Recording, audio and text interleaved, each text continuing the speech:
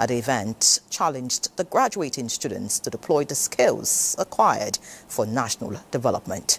Abdulhafiz Alaya's report is here presented. Signals a significant leap from the maiden convocation ceremony of the university. 63 students were awarded various degrees, having been found worthy in learning and character. 16 of the graduating students bagged the first-class honor, 40 second-class upper division, and 7 others graduated with lower division of second class. The world needs problem solvers who think critically and trust that you will deliver. This is who you are. The convocation lecturer, who is an ex-president of Chartered Institute of Bankers of Nigeria, Bayo Olugbemi, encouraged the graduates to leverage crowdfunding opportunities for sustainable business development. Know where the money and impact is flowing, because money follows ideas and values. When there are values to be earned, when people see value in what you are doing, they want to invest in you. Like the guest speaker, the founder and chancellor of the school, Johnson Adewumi, believes the graduates have been equipped with both theoretical knowledge and skills capable of transforming Nigeria and the world for better. Among these 65 people that have just graduated, more than 50 of them have their own businesses already, based on the skill set that they have got. So there's a lot of hope for Nigerian young men and women. With their various degrees and other certifications from national and international bodies, including Google, the graduates are ready to impart to the world. I cannot just wait to practice what I know, because it's a lot, and I know that it's a lot that can change the world. I'm very, very confident in God, in myself, and the training that the school has bestowed upon us. The convocation ceremony also featured award of prizes for outstanding graduates and conferment of honorary doctorate degrees on 2 distinguished Nigerians, the first in the history of Thomas Adewumi University, Oko. All right, this is News Extra. We'll take a short break now. When we return, we're talking housing and some other issues. Stay with us. Many thanks for staying with us. The federal government has reaffirmed its commitment to support initiatives that align with the national health agenda and expand access to modern medical technologies. Coordinating Minister of Health and Social Welfare, Professor Muhammad Ali Pate, made a pledge during the inauguration of the Tumai robotic surgery platform, established by NISA Medical Group in partnership with Robomed Global, describing the development as a giant leap for the country's healthcare system. He said the new platform places Nigeria at the forefront of technology-driven surgical care in Africa. Professor Pate noted that the robotic system is expected to usher in a new era of precision surgery, offering greater accuracy, shorter recovery periods, and improved patient outcomes. Beyond clinical benefits, he said the platform will serve as an essential training hub for current and future generations of Nigerian surgeons, building local capacity and reducing the need for medical tourism. The minister added that such innovations highlight the increasing ability of Nigeria's public and private health sectors to adopt cutting-edge solutions for the benefit of citizens. Our vision for transformation of our health sector, I think we're getting there. We're making progress. And I just encourage all of us to start to look inwards and see how we can encourage what we are doing here, how we can train ourselves, how we can provide those services. And still on health, Nigeria has recorded a major breakthrough in its fight against HIV, meeting 2 of the 3 global 95-95-95 targets. This is according to the National Agency for the Control of AIDS, NACA, ahead of the 2025 World AIDS Day. Uche Ogochukwu has details. NACA's Director General, Dr. Temitope Ilori, says Nigeria is now steadily advancing toward ending AIDS as a public health threat by 2030. This is as new data shows 87% of people living with HIV know their status, 98% of those diagnosed are on treatment, and 95% of those on treatment have achieved viral suppression. NACA also reports a 46% decline in new infections over the last decade, despite global funding cuts, economic pressures, and fluctuating donor supports. And I must say that our collaboration with the civil society, with the community-led organizations, has further strengthened community systems, helping us to expand access to HIV testing, prevention and treatment services. However, persistent stigma, dependence on external funding, high pediatric HIV cases, and underserved, hard-to-reach communities remain challenges. Bold shift in HIV programs have been initiated with a focus on integration, sustainability, and mobilizing domestic resources to bridge the fund financing gap. This year theme, overcoming disruptions, sustaining Nigerian HIV response, call on all of us to rethink, redesign our response, and rise above the challenges of an unstable funding landscape. The agency is optimistic that Nigeria is close to achieving an AIDS-free generation, but appealed for sustained momentum from all quarters. Uche Ugochukwu, NTA News. Away from health now, it's officially the orange season. That's what inspired my outfit tonight. And trust me, you'll be seeing a whole lot of women, men, and everyone dressed in vibrant orange. The color that signals the global 16 days of activism against gender-based violence. Momso Damien Data reports that the Federal Ministry of Women Affairs is already glowing in bright, glamorous orange, and she'll be explaining the significance in this report. The world may end digital-based gender violence from now and forevermore. Orange the Wolf is a rallying cry, and the 16 days of activism to end gender-based violence against women, girls, men and boys is the movement. Women's groups and stakeholders will be championing calls to action, urging us to measure progress in lives protected, rights of health, and future restored. Ever wondered what the orange color signifies? It symbolizes hope, a burst of brightness, almost like a sudden sneeze of light, and a future completely free of violence. It's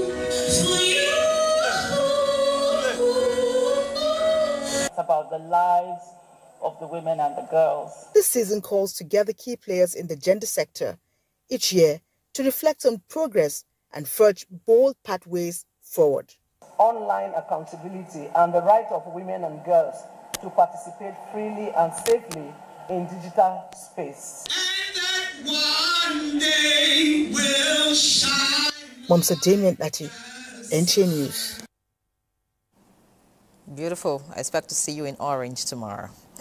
All right, now, proper land titling and documentation could significantly reduce land disputes and the majority of related court cases in Nigeria.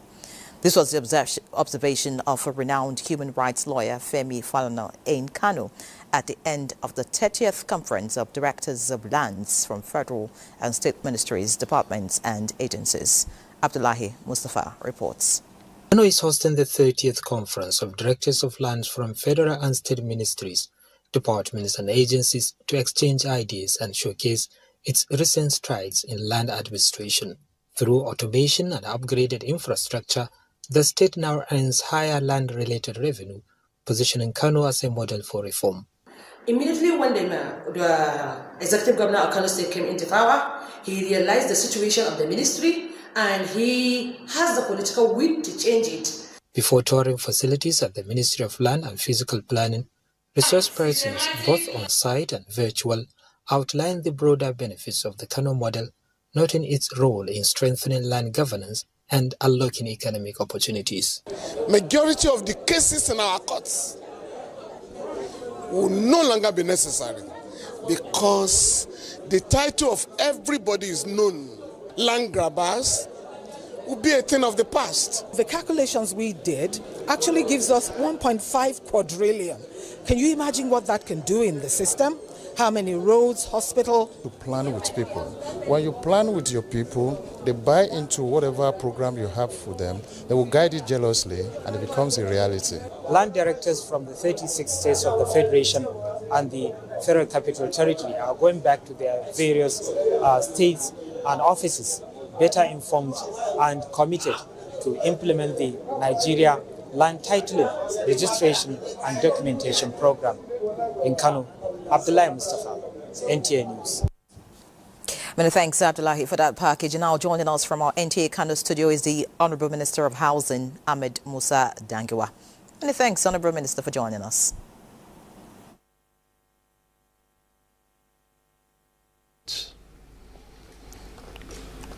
Thank you. Nigeria Land Titling Registration and Documentation Program seek to achieve.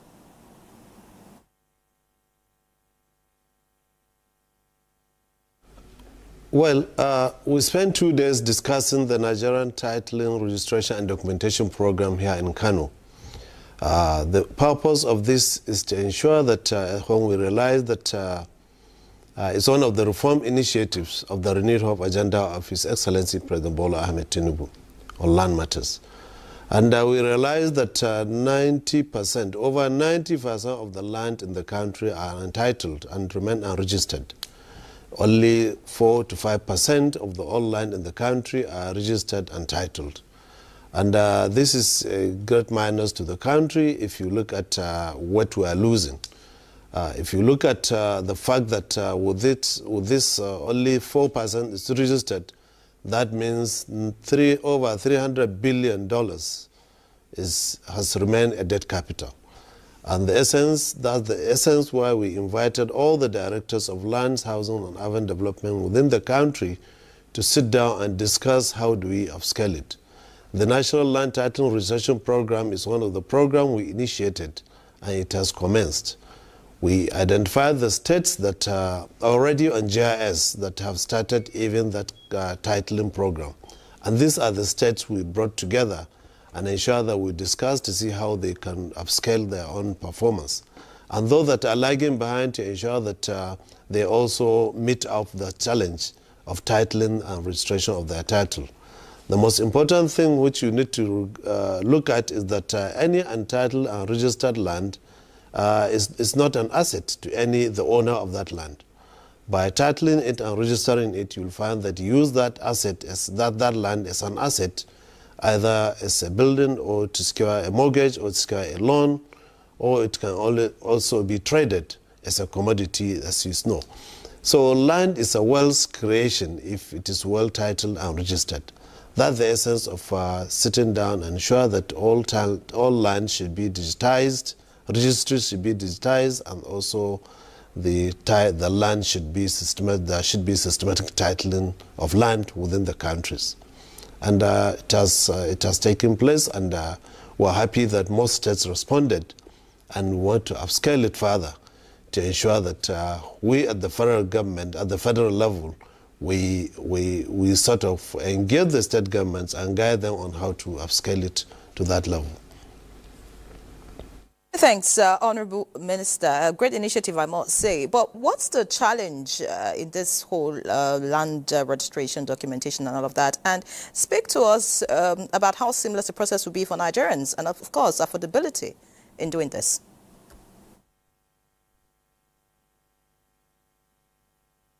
Challenge is that you'll find that without the titling, the state government needs to come on board because they are the owners of land. According to the Land Use Act, they own this land. They have to ensure that they take away the analog system, the way they title their land. There is already a digitized form of doing it. We have the GIS, which is Geographic Information System. Happily, most of the states have started imbibing this GIS method to ensure that they digitize their land and there should be systematic titling. The most important thing we encourage the state is they should dedicate 1 to 3% of their annual budget, at least for the land documentation and registration program. If they can do that, they can upscale it. Many states that have upscaled it, they have seen the advantage of doing that. Like Kano State that have started, they used to have a revenue on land titling, just 50 million naira revenue to the states monthly. Now they are getting over 750 million naira monthly, due to that titling and registration documentation program.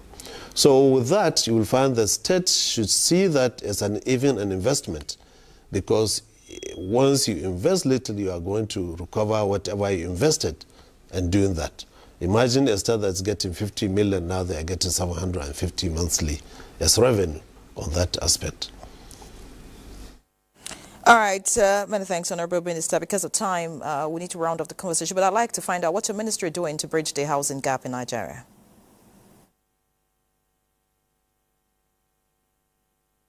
As you quite well know that it needs a lot of funding. And that's what the federal government, we're advocating for more funding from the federal government. At the same time, we're also encouraging the public-private partnerships with the private developers, whereby government can come in and create an enabling environment to provide land, to provide access road, to provide some infrastructure in certain cases, and even ensure that there is getting construction finance for the developers to do that. This is what's most important. The other one is to ensure that we also increase affordability. We decrease affordability for Nigerians, because one of the factors that hampers access to housing is the affordability due to the low earning capacity of the citizens. I'm happy the federal government has increased the salaries, and still many people are advocating for more salaries. With the increase in salaries and the government intervention and also the PPP, I'm sure there will be access to housing that we're having. At the federal government, with the Renewed Hope initiative that the federal government is advocating, where we have the Renewed Hope cities in the 7 locations, and we have the Renewed Hope estate that we are doing in other 30 states of the Federation. We are also thinking or planning for the Renewed Hope social housing that is about to take place, to take off any moment from now. Honorable Minister of Housing, Ahmed Musa Dangiwa, for being our guest on News Extra tonight. It's indeed a pleasure.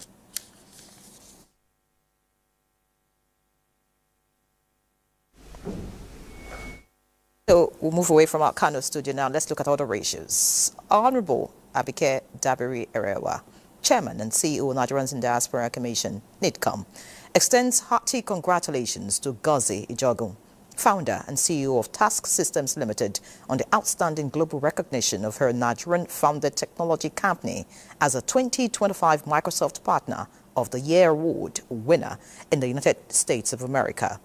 Dabiri Erewa says winning a Microsoft Partner of the Year Award on American soil is a powerful testament to Nigerian brilliance, entrepreneurial spirit, and global competitiveness. Gozi Ijogun graduated from Loyola Jesuit College, Abuja, and later earned a first-class honours in computer science from the University of College, London, and thereafter obtained advanced certifications and executive training from leading global institutions. She later returned to Nigeria to subsequently lead the Task Systems team. Now, the Code of Conduct Tribunal has reassured Nigerians of its commitment to quick dispensation of justice. The chairman of the tribunal, Minasara Umar Kogo, who disclosed this at the commencement of its 2025-2026 legal year, promised to strengthen the institutional integrity through fair and efficient adjudication. Omenka Amarachuku reports. The Code of Conduct Tribunal was established in Nigeria in 1979 during the Second Republic with the primary objective of maintaining a high standard of morality in the conduct of governance business, reflecting on the importance and challenges of the tribunal and outlining goals and objectives for the upcoming year. Minasara Umar highlighted plans to enhance the tribunal effectiveness. I've requested for, when the act is amended, to have 36 number of judges. This 36 number of judges will be 5 for each of the geopolitical zones, and then these people will be trying the matters, because the humongous number of cases we inherited, we want to bring about change so that once these cases are decentralized, we'll be able to finish them quickly. Just like the innovation I have brought, I've started court sitting, and there is no day my court sits without finishing a case. In the National Assembly, we are ready to make sure that we repeal all the laws that need to be amended so that they can come into law. The Code of Conduct Tribunal is an institution for promoting accountability and good governance in Nigeria. In Abuja, Omenka Amarachuku, NTA News. As Nigeria's 2027 general election is gradually gathering momentum, there is a need for women in leadership positions to unite and mentor more women to rise and occupy more political positions and lobby state governors to implement the 35% affirmative action policy. The Minister of Arts, Culture and Creative Economy, Hannatu Musa Musawa, was speaking at the Awolowo Foundation Dialogue held in Ikenne, Ogun State. Lukman Adefeso's report is here presented. The HID Awolowo Foundation Dialogue in honor of late Yeye Odua, Anna Idowu Dideolu Awolowo, attracted women who are thriving in politics and leadership to reflect on the nation's journey 30 years after the Beijing Declaration. Speaking on the theme, Breaking Barriers or Standing Still, Nigeria Women in Politics 30 years after Beijing, the Minister of Arts, Culture and Creative Economy noted that Nigerian women have the capacity, confidence and courage to lead. With a growing population, I think it's important for Nigeria and really Africa to see how we can bring more women into politics, into the decision-making level, because, you know, women see things through women's eyes, and sometimes, you know, it is very important for us to have that participation, for women to be able to make laws. The chairman, HID Awolowo Foundation Dialogue, and other speakers lamented that Nigerian women have continued to confront barriers in political and leadership positions even after 30 years of the landmark Beijing Declaration. While we celebrate pioneers, progress, and pockets of successes, we must also confront the structural and cultural constraints that continue to limit women's political participation. Dr. Olatokunbo Awolowo Dosunmu emphasized the need to build stronger bridges for women. Governor Umar Namadi has presented a 902 billion naira appropriation bill for the 2026 fiscal year of the Jigawa State House to the Jigawa State House of Assembly, christened the Budget of Innovation and Transformation for Greater Jigawa. The governor says the proposal is designed to consolidate the gains recorded under the 2025 fiscal plan and accelerate the state's development drive. Mohammed Musa Askira reports. According to the proposal, funding for the budget will be drawn from multiple revenue sources, with statutory allocation contributing 10.7%, VAT 11.3%, other federal transfers 24.7%, and internally generated revenue 9.9%, among others. A major feature of the proposed appropriation is its strong emphasis on development spending. Capital expenditure accounts for 77% of the total budget, while 23% is allocated to the recurrent cost. The capital component prioritizes road construction, ICT and human capital development, agricultural mechanization, renewable energy, and other key sectors aimed at accelerating growth. Additionally, about 229 billion naira has been earmarked for the 27 local government councils in the state to support grassroots development. Governor Umar Namadi says the proposed budget is not only aligned with the state's development priorities, but is also realistic in its revenue projections and expenditure framework. He urged the State House of Assembly to ensure speedy passage of the bill to enable its prompt implementation from the start of 2026. We are confident that all the results being delivered have gone a long way to strengthen the foundation of prior initiatives, as well as to establish clear development pathways toward realizing our vision for Greater Jigawa. The Speaker, Jigawa State House of Assembly, Haruna Aliyu Dangati, commended the governor for his commitments to transforming the state and building a resilient economy. When a government implements its budget at nearly 80%, that is not just administration, that is discipline. They are assured that this assembly will give the budget expedient consideration and passage. In Dutse, Muhammad Musa Askira, NTN News. And away from Jigawa State, Nigeria's First Lady Oluremi Tinubu has joined development partners, traditional leaders and policymakers in a call for action on creating sustainable access to energy, agriculture and public health through the adequate management of water resources. This was at the Lokoja Dialogue hosted by the Federal Ministry of Budget and Economic Planning. Benny Adams reports. Nigeria itself was birthed out of the confluence of two great African rivers. Seated in here are members of Nigeria's presidency, the diplomatic community, development partners, heads of ministries, departments and agencies, alongside children, all united by water. The conversation is on the need to connect community-defined challenges to policy, partnership and investment pathways that will drive sustainable water solutions and break the cycle of climate-driven poverty. This is renewed hope in action, where knowledge meets compassion, policy meets practice, and community meets sustainability. The situation is very real and urgent. It's time for us to come together to share our values and to fix the broken water cycle. Effective water management is essential for securing our power supply, lowering energy costs, and enabling continuous industrial and technological progress. The community level action must be taken. People must be incentivized, mobilized, empowered to make their contribution.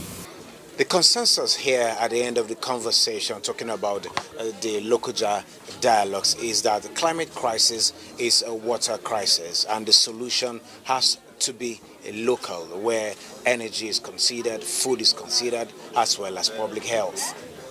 In Abuja, Benny Adams, NTA News. Many thanks, Benny. It's now time for another break. Stay with us. Glad to have you back. Now time to talk business. Benny. Thank you, Yere. The Central Bank of Nigeria has shed a new light on why it halted its long-running direct intervention programs, revealing massive financial burden left behind by years of such schemes. The Central Bank says an internal audit of its intervention programs uncovered a staggering total portfolio of 10.93 trillion naira. Out of this amount, 4.69 trillion remains outstanding and yet to be repaid. About 2 trillion. We've been able to rein back about 2 trillion. Now, this is a humongous amount of money. So what is still outstanding really and truly ties our hands in terms of additional interventions.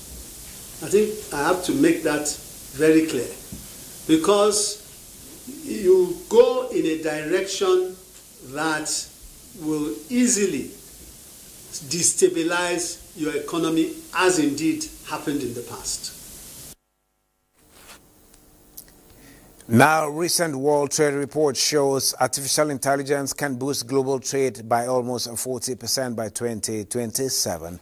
The Director General of WTO says that will happen if adoption could be equitable. Is how can we use those aspects of AI that will be very helpful to us, because trade costs on our continent are very high.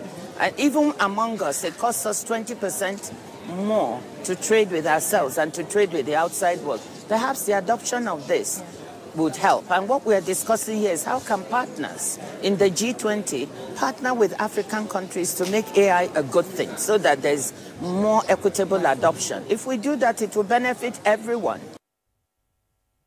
And now to the markets at this time. Most of equities markets across Africa closed midweek trading down, with Nigeria's oil share index down by 0.49%, falling to sustain yesterday's breather move. Market capitalization lost 444.32 billion naira to close at 91 trillion naira. And looking at the South African market as the only positive market at this time, closing by a massive 1.41%. For the Tunisia Tune Index, that has been holding up all these years because of the stocks being traded in that market and the potential it holds. Today it's down by 0.53%. We'll get to see how the week ends and getting into the last month of the year. This is it on Business at this time. Many thanks, Benny, for the update. Efforts are underway to initiate a comprehensive national rubber policy and strategic action plan that will attract long-term private investment and support youth and women in rubber agri-business. The Minister of State for Agriculture, Aliyu Sabi Abubakar, disclosed this at a roundtable discussion on repositioning the nation's rubber industry for sustainable growth, resilience and global competitiveness, which was organized by the Rubber Research Institute of Nigeria. Jude Abugo has details. Once a major revenue earner for the country, Many years of neglect forced Nigeria to lose its position as a leading rubber-producing country. To ensure that Nigeria benefits from the rising global demand from tire, polymers, pharmaceuticals, and emerging green technology, Rubber Research Institute of Nigeria convenes this roundtable aimed at revitalizing and unlocking the full potential of the nation's rubber value chain. Minister of State for Agriculture assured stakeholders that the President's vision is to harness the rubber sector for export revenue, rural employment, and sustainable land management. At a time when the global economy is tilting towards sustainability, bio-based industries, and climate-smart solutions, natural rubber, especially within regenerative agroforestry system, offers a unique opportunity to align our national agricultural ambitions with global market trends and environmental priorities. RAIN has intensified research on improved rubber cloths with higher latex outputs, early tablet maturity, and strong resistance to major diseases. Over how many thousands and hundreds of thousands of vehicles ply our roads every day? We need to manufacture tires in Nigeria and save our forests. In the course of the 2 days of discussions, participants will also explore rubber-based agroforestry, climate-smart farming systems, among others. In Benin, Jude Abugu, NTA News. Now, Vice President Kashim Shettima has declared that Nigeria's journey towards food security and sovereignty is non-negotiable, as the government intensifies policies on seed production and the fight against fake and substandard agricultural inputs.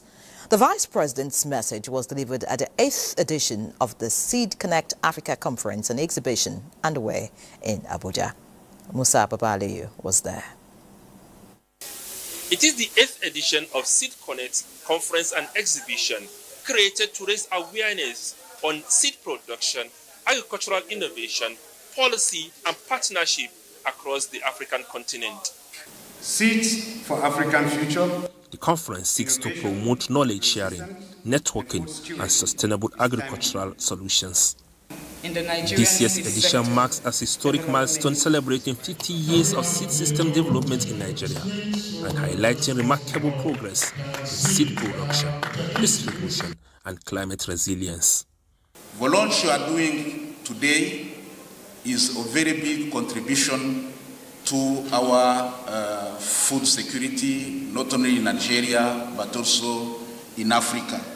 Vice President Kashim Shettima, represented, stated that the current administration recognizes seed as the foundation driver of national food security. Our priorities, from stabilizing food prices and expanding domestic food production to creating jobs for our women, youths, and disabled, all share a common non-negotiable prerequisite. A reliable, efficient, and innovative system is at the center, is at the core of all our food security agenda. The Minister of Agriculture and Food Security also addressed the gathering, highlighting the significant achievements recorded in Nigeria's seed industry. Meeting domestic demand is our primary responsibility, but we must also build systems that position Nigeria to compete across Africa and in global markets. Participants from across Africa and beyond showcase a wide variety of high-quality seeds specifically adapted to Nigeria's soil and climate conditions. Musa Baba Aliyu, NTA News. Meanwhile, to address agricultural financial constraints and enhance food security through structured support to farmers and agribusinesses across Nigeria, the National Agricultural Development Fund is leveraging effective collaboration. This was the consensus of speakers at a strategic stakeholders networking session in Lagos. Diana Ajali reports. In addition to consistently supplying humans with food, serving as a means of livelihood and survival for many, the agricultural sector contributes significantly to the nation's GDP, yet it receives a minimum share of private credit and investment. The right investments in This stakeholders meeting is therefore aimed at bridging that gap between opportunity and actual financing. Agriculture currently accounts for more than 30% 31 to 34% of our GDP, but how much are we putting into agriculture? Less than 5%. There is a need to do more private equity and more bespoke type investment that are of longer tenure. Agricultural financing has historically been done in banks. It now requires capital markets, longer-term blended financing solution. Executive Secretary, National Agricultural Development Fund, Mohammed Ibrahim, stressed the importance of data-driven decision-making, highlighting the development of an integrated digital platform to track beneficiaries, monitor projects, and align interventions with the national data system. One of the aims and objectives of this meeting is to see how we are going to deepen investment, how private capital can flow better. What are the constraints? What are the challenges? What do we need to do? Panelists gave insights on improving agricultural output, import and employment generation, as well as risk management. We're a growing country, large population, we need to feed ourselves. The event further discussed the need for innovation, technology and evidence-based policy making to enhance agricultural productivity, sustainability and competitiveness in the sector. In Lagos, Diana Ajale, NTA News. And away from agriculture now to steer Nigeria's young population towards a future driven by technology, sustainability and economic prosperity. The federal government has launched a national electric tricycle and motorcycle empowerment initiative in Abuja. Olayinka Ojo reports that the initiative is a major stride towards sustainable youth empowerment and green mobility in Nigeria. Youth unemployment and underemployment is not just peculiar to Nigeria alone, but a global challenge as the world continues to advocate for green jobs. However, this narrative is gradually changing. Every electric tricycle on our roads is a job created, a pocket enriched, and a cubic meter of carbon spared from our atmosphere. Now, this initiative is a deliberate step by the federal government to address the triple challenge of youth unemployment, environmental sustainability, and the rising cost of transportation. Through this initiative, government seeks to position youths at the heart of Nigeria's transition to environmentally responsible innovation and economic inclusion. The electric tricycles will reduce transportation costs by about 40% and offer a cleaner alternative to tricycles powered by fossil fuels. We are ready to support, empower, and protect the young people.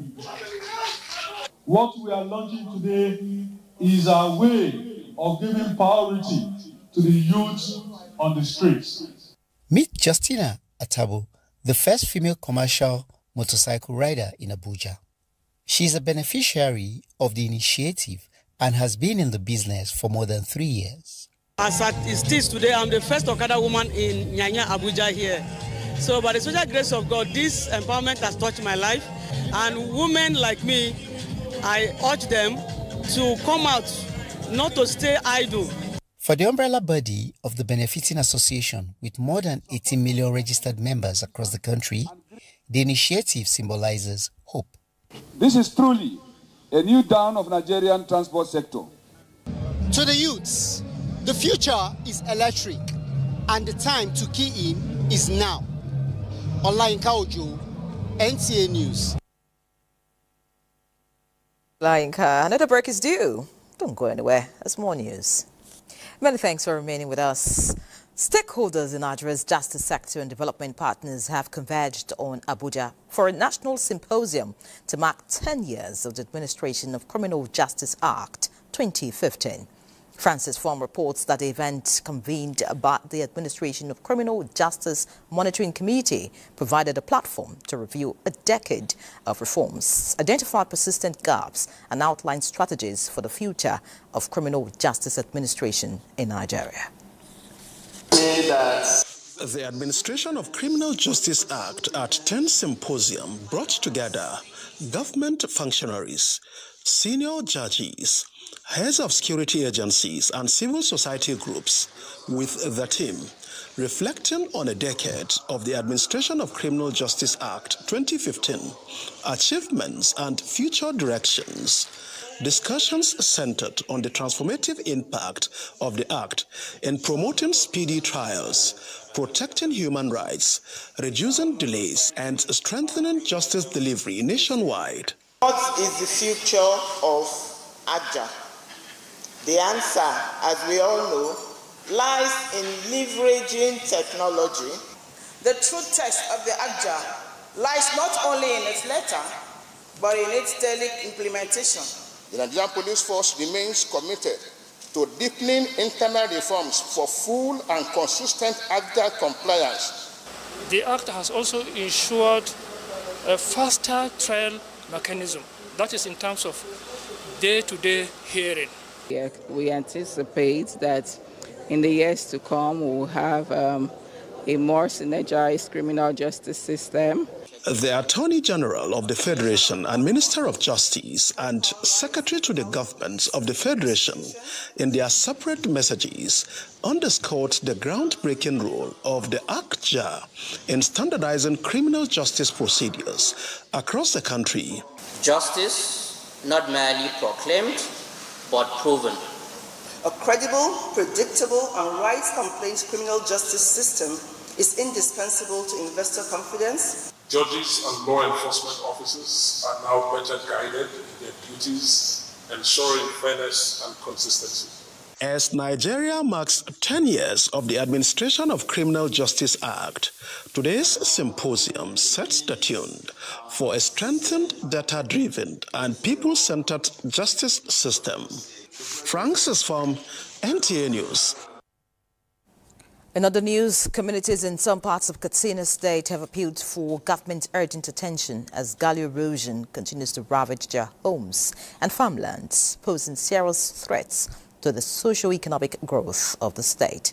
The residents made their appeal while speaking with correspondent Suleiman Kodogi on how the environmental challenge is gradually taking over their lands and economic fortunes. Soil erosion has continued to pose serious threat to the environment, soil fertility, agricultural productivity, and the overall growth of the economy in Katsina State. It equally exposes most communities to challenges such as flooding, desertification, collapse of roads and bridges, as well as food insecurity, issues that often necessitate rural-urban migration. In Katsina State, gully erosion has remained a nightmare for residents, more especially farmers, forcing many to abandon their homes and farmlands. All the places here has been eroded. Calls the government to help the people of the neighbors to construct the always, I think, 3-kilometer road. What causes soil erosion basically is the anthropogenic factors, that is, human activities on that environment. For instance, deforestation without replanting those trees that has been lost, poor drainage. Climate change vanguards and environmentalists doing our job with an interfaith approach to service to humanity, because we take environment, tree planting as our sadaka to Aljari.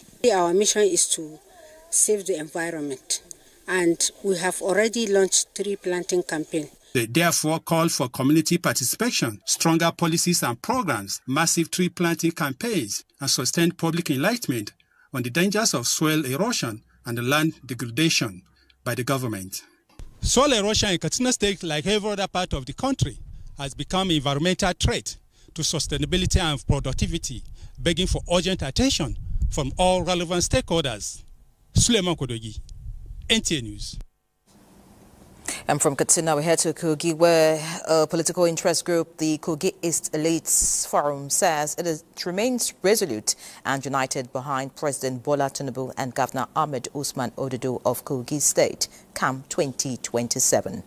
Spokesperson of the forum, Abubakar Yakubu Rajab, at a media briefing, appealed to political office holders to be mindful of comments threatening the peace and unity of Nigeria and Kogi State in particular. Timothy Yusuf reports. We are fully committed. The only agenda at this media briefing is continuing support for Governor Ahmed Usman Ododo of Kogi State and President Bola Ahmed Tinubu's administration. Members of the Kogi East Elites Forum believes that they have displayed high level of humility and responsiveness in governance. The forum distanced itself from comments about any perceived arrangement with the Kogi West to oust Governor Usman Ododo from office in 2027. We are fully committed to supporting him as he completes his constitutionally guaranteed 8-year tenure and continues steering our state towards sustainable growth and stability. The forum further urged the people of Kogi State to clearly know what is good for the state and the country as a whole, urging all to be wary of deceptive agents ahead of the 2027 general election. Timothy Yusuf, NTA News. Another break beckons. Please stay with us. Now time to take a quick peep at developments outside our shores, and Gloria Agbo would lead us.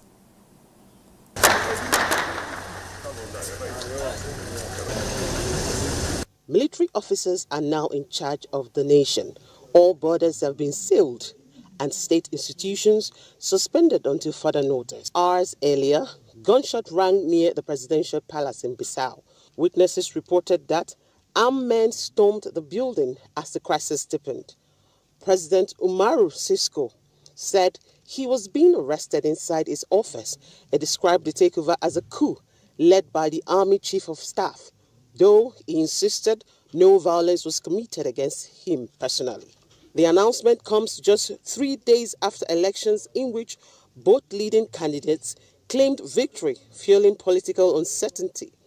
The military says it will clarify the situation before returning to constitutional order.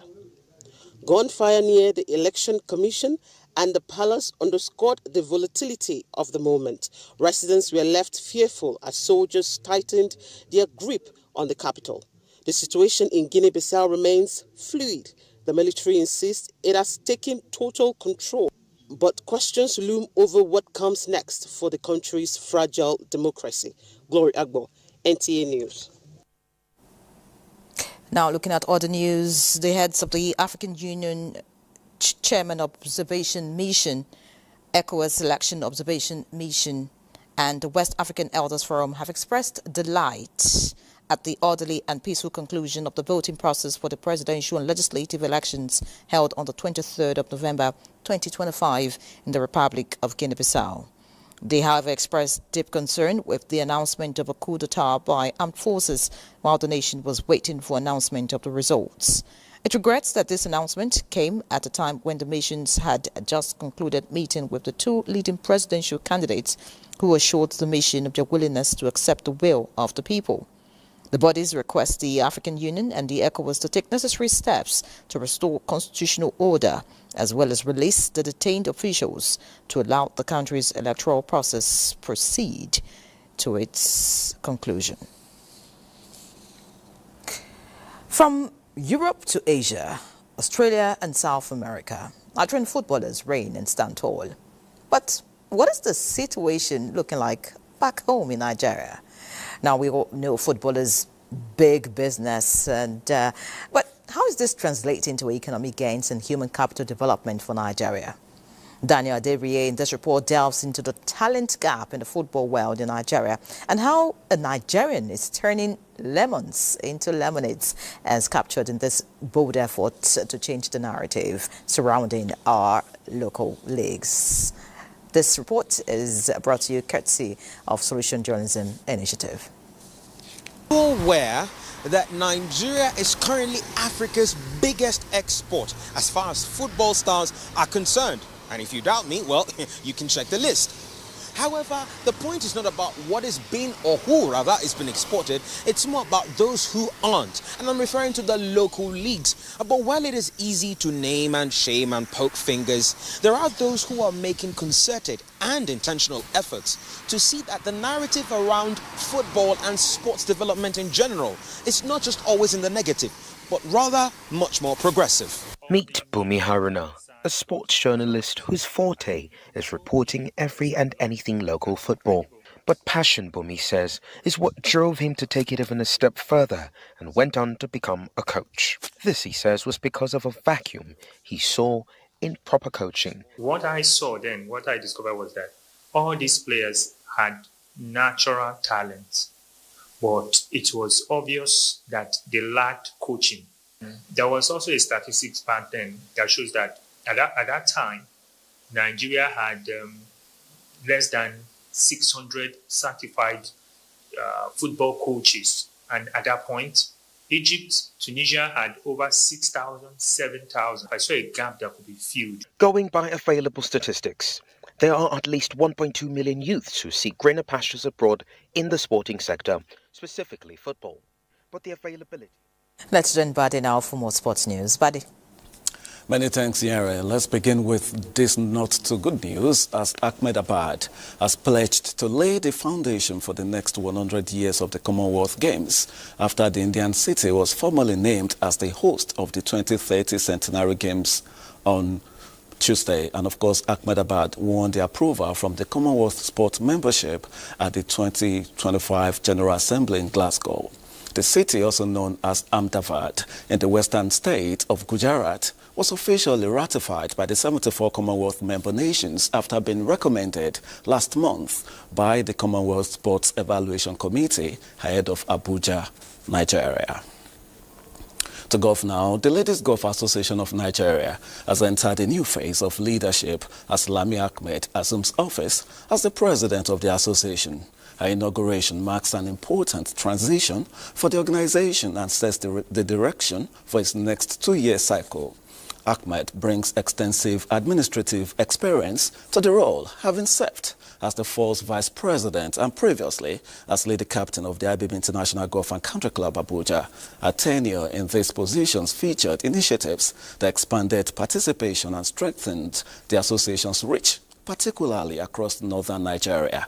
Her presidency is expected to drive renewed development and, of course, reinforce organizational structures and enhance visibility for women's golf nationwide. And, of course, to a bit of update now when it comes to the UEFA Champions League. As Parfos left it late, but an own goal salvaged a 2-2 draw for them at home to Monaco in the UEFA Champions League earlier this evening, with the host twice coming from behind to deny the visitors back-to-back away wins in the competition. At the moment, Real Madrid are leading and, of course, are 4-1 against their opponents. And, of course, there are wins at the moment for now for PSG and some other teams. That's all on sports for now. Let's now return to here. Well, thanks, Badi, for the filler. Now, away from sports news, the death has been announced of a distinguished businessman and philanthropist, Andrew Chukwudi Okocha, at the age of 78. A statement by the family says Chief Okocha, until his demise, was a chairman and CEO of AC Okocha Group of Companies. He also served in the Nigerian Air Force, built successful businesses and contributed to his community through philanthropy and leadership, earning numerous awards and recognition. There will be a service of songs on November 27 at the Holy Family Catholic Church, Ogwachuku, Delta State, while burial and final interment will hold at 11 a.m. the next day at the same church premises and AC Okocha compound, AMCOM House, all in Delta State. Also, the death has been announced of Chief Sir Rex Chuma Onyeabo, Knight of St. Mulumba. He was aged 80. There will be a wake on the 28th of November 2025 by 5 p.m. at his country home, Ovurie Community, Ogwaka, Unkanu East Local Government Area of Enugu State. Funeral mass comes up on the 29th of November 2025 by 10 a.m. at James the Greater Parish, Ogwaka, Enugu State. Reception follows immediately after interment at Community Primary School 1 and 3, Isigwe, Ogwaka. Then Thanksgiving service the next day. And that concludes News Extra tonight. Many thanks for being a part of it. December is around the corner. Stay tuned to the NTA. I'm Ian Region. Have a good night.